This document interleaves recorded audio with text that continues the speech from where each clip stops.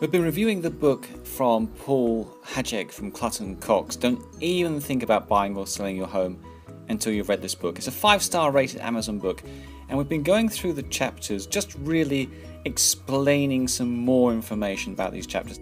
Now, this is a great chapter talking about what might happen if you buy a house with someone and you are not married and you're not in a civil partnership. Now, it could be morbid here, but it does happen. People buy houses when they are partners, and things sometimes go wrong, and the property becomes part of managing the whole separation process.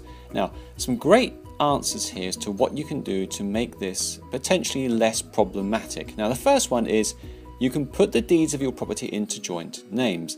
This means you don't encounter problems of sharing in any profits of the sale, especially where you may have contributed to improving the property. It also eliminates a potential crisis if the named owner asks you to leave the property. Secondly, decide whether you'd like to own the property jointly, which is known as a joint tenancy, or whether you have maybe a predetermined share, e.g. 50-50 or 60-40. That's a tenants in common. Now, what happens to the money when you sell?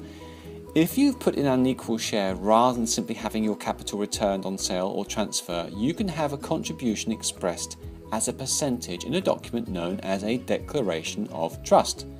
That way, if your relationship doesn't work out, each partner knows exactly how much of the net sale proceeds will be his or hers to receive. Don't risk it and have a court decide on this amount. The declaration of trust is a very, very good idea. Also, number 4, work out your ongoing running expenses for your new property. Again, if unequal, you might consider a cohabitation agreement. These documents are by no means uncommon, and both partners benefit from full disclosure of finances and getting things off the mind right at the beginning. The deed could always be ripped up at a later date or reviewed and renewed whenever the partners want to.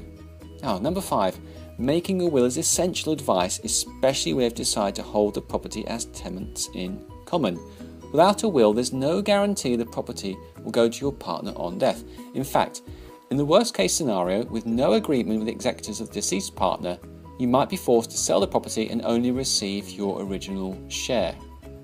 You can find plenty of conveyancing solicitors who will give you a fixed price for any deeds or documents and also provide you with a fixed fee guarantee with no hidden extras. In all cases, individual circumstances do vary, and you should obtain specific advice from your conveyancing solicitors.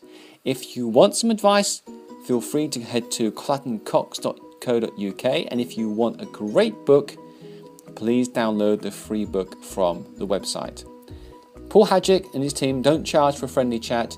Give them a call with any questions you have on any of this subject matter.